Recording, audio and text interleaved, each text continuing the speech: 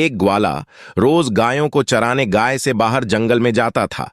जंगल में एक संत का आश्रम था। वहां संत रोज तप, ध्यान, मंत्र जाप करते थे। ग्वाला रोज संत को देखता तो उसे समझ नहीं आता था कि संत ये सब क्यों करते हैं। ग्वाले की उम्र कम थी। संत के इन कर्मों को समझने के लिए वह आश्रम में पहुंचा और संत से पूछा कि आप रोज ये सब क्या करते हैं।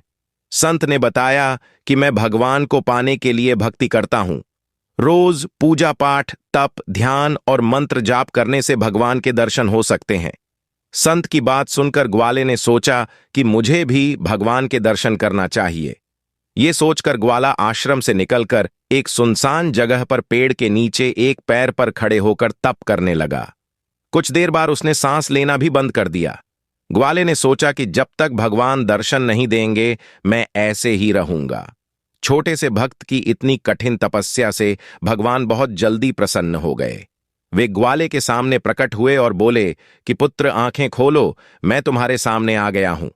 ग्वाले ने आंखें खोले बिना ही पूछा कि आप कौन हैं। भगवान बोले कि मैं वही ईश्वर हूं जिसके दर्शन के लिए तुम तप कर रहे हो।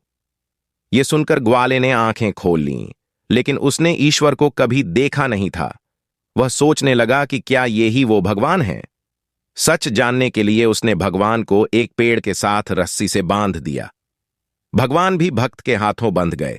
ग्वाला तुरंत दौड़कर उस संत के आश्रम में पहुंच गया और पूरी बात बता दी।